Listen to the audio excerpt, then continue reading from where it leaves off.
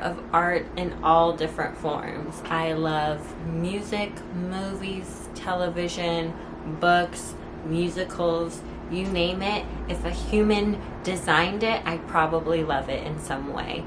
Now, when it comes to music and movies and television and musicals, those kinds of things, I love that lots of people need to come together to create this big, huge piece of art. Today, I'm going to be talking about television, one of my favorite forms of displaying art. And I'm specifically going to be talking about Hulu Originals and 5 of my favorite Hulu Originals.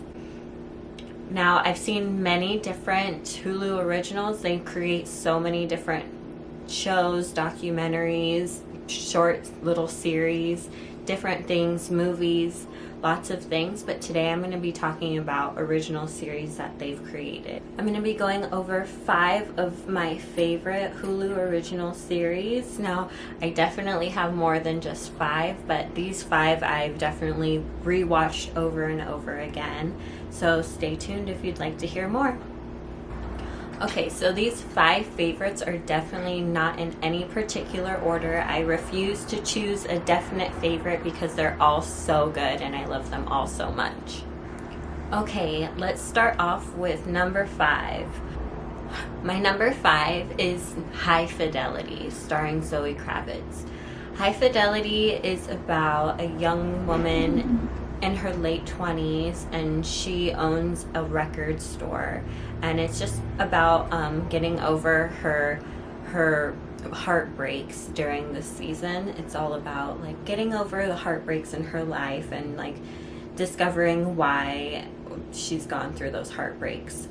Throughout that journey, she discovers a lot of them aren't actually heartbreaks or aren't how she actually thought or imagined the relationships to go, and she starts to see them for what they really were. Along the way, there's so much good music, great music, since she owns that record store, and it's a really just coming of age story of a girl in her 20-somethings. It's really shot in like a Ferris Bueller style where you're seeing a lot of the story as it happens, but you also have a lot of moments where Zoe's character, Rob, she's talking directly to the camera, like a breaking the fourth wall type of diary series kind of thing. I also love that she is always making lists of kind of lists, and that's exactly what I do as well. There's just a lot of things that I related to with the main character, Rob, and a lot of different battles going on in her mind that she kind of creates on her own, and I really relate to that kind of thing.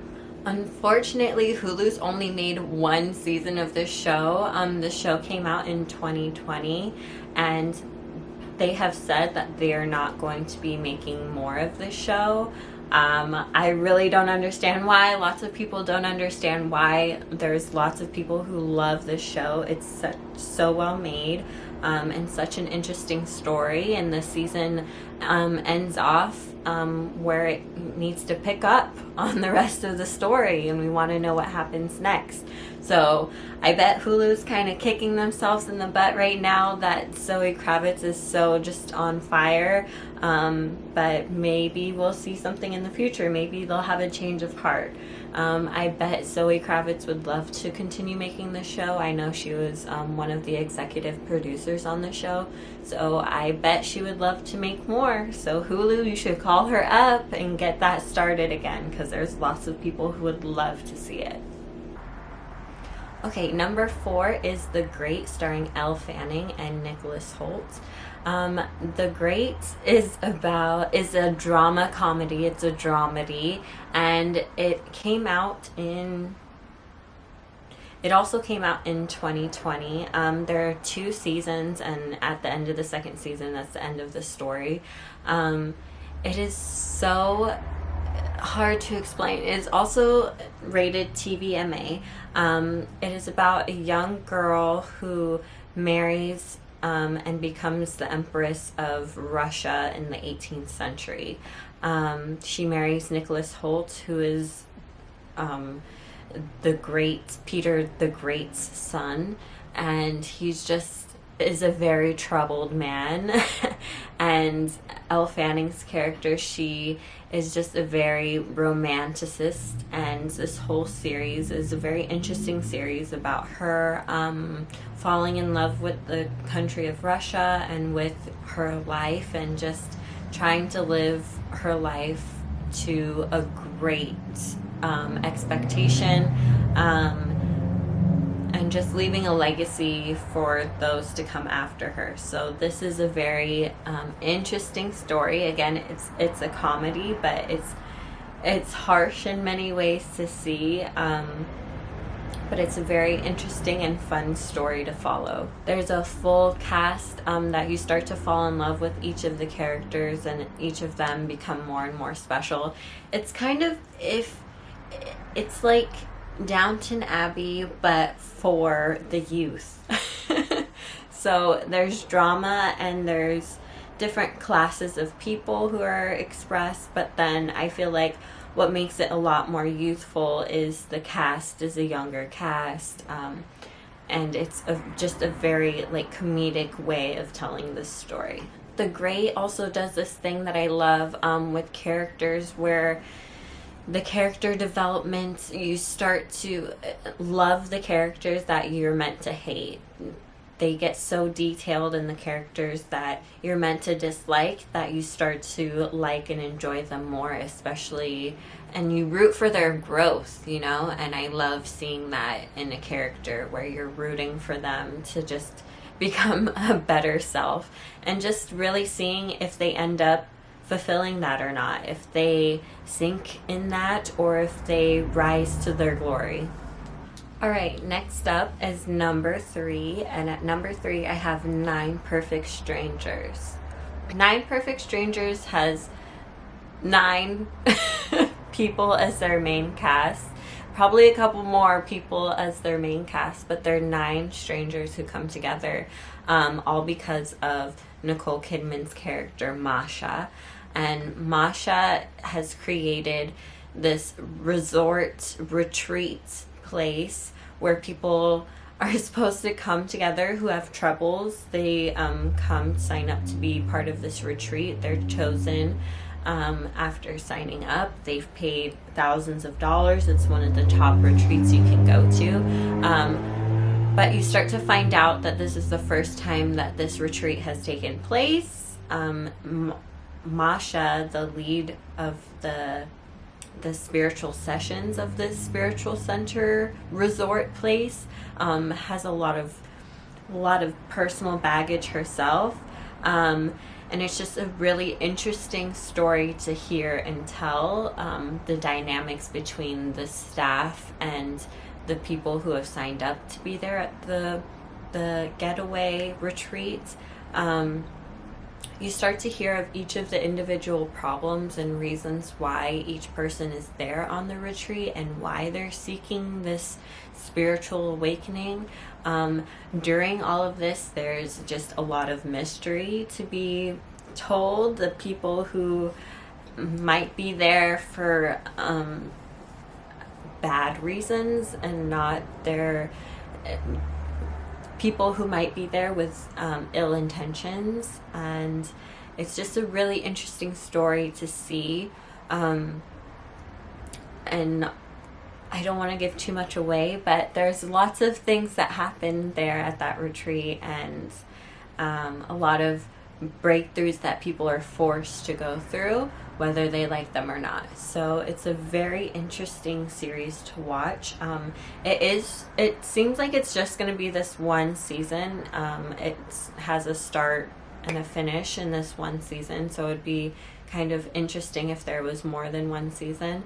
But I do suggest watching this one. This one was a very interesting, unexpected one. Things aren't exactly how they might seem as when the group signed up. This is another one that's rated TVMA, so it gets into a lot of different subject lines. So if you're very sensitive to like mental health stuff, this would not be one to watch. But again, this is a very interesting show to watch. I really like the aspects of getting to know each one of these people who are 9 perfect strangers in their lives that have brought them all together to this one point where they've met up and start to go on different journeys all together. Okay, number 2 on my list is The Handmaid's Tale. So I love The Handmaid's Tale. I had to read the book when I was in high school many years ago. And the book really confused me. It's not a long read, but I had a lot going on at the time, so it really frustrated me. And it really offsets my dyslexia because a lot of the people have similar names. But being able to see the story come to life, told by someone else on screen, just really made it so much more real to me. The subjects that the show really touches upon, if you don't know the story of The Handmaid's Tale, it's set in today / the near future in the United States. It is taken over by kind of like religious group, the United States government, and people are forced into different like sections of life. This is all happening because the fertility rate is gone way down and there are very few women who are able to reproduce.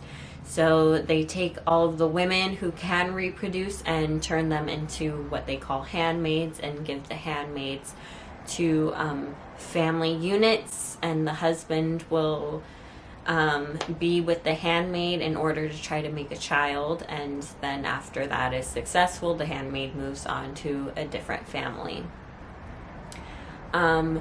So that's kind of like the rich society is part of these families. If you are poorer, you get put into different other places where you might be working the land or doing something else. So that just whole premise is so fascinating to begin with, and Hulu has really taken this book and run with it. I'm so happy that it's turned out to be the phenomenon it has become.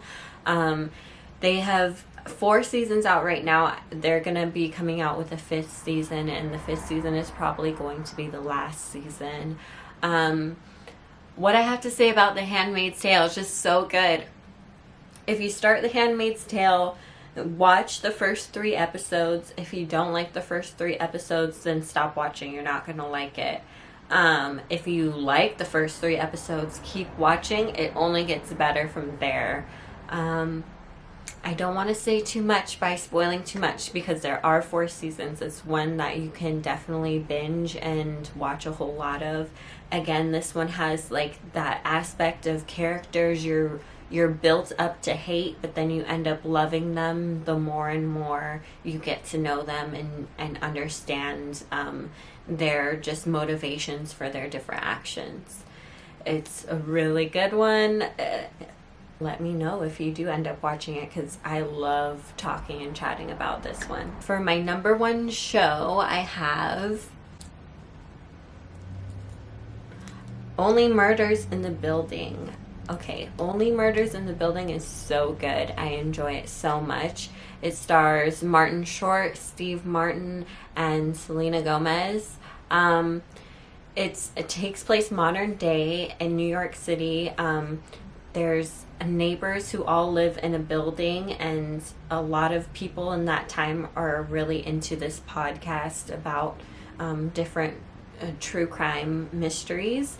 And in this building, a murder takes place, and 3 of the tenants, which are the main characters, spend a lot of time trying to solve this murder. And in the process, they're creating a podcast to try to make some money off of solving this murder. So it's a very interesting story. All of the twists and turns are really good. And obviously, if it has Steve Martin and Martin Short, it's going to be funny. So it's a hilarious, interesting show. Their dynamic between Steve Martin, Martin Short, and Selena Gomez is very interesting because of they play a lot on the different just being raised differently in different time periods, and knowing technology, not really knowing technology. Just a lot of quips between the ages is so interesting and very funny. They ended this season. It seemed to have like an ending to the story, but there is going to be another season, so I'm very excited to see that. Steve Martin, Martin Short, wherever you see either of those names, there's going to be greatness. Whenever you see those names together, there's going to be magic. So I love those two, and obviously this is a great, great show just because they're in it.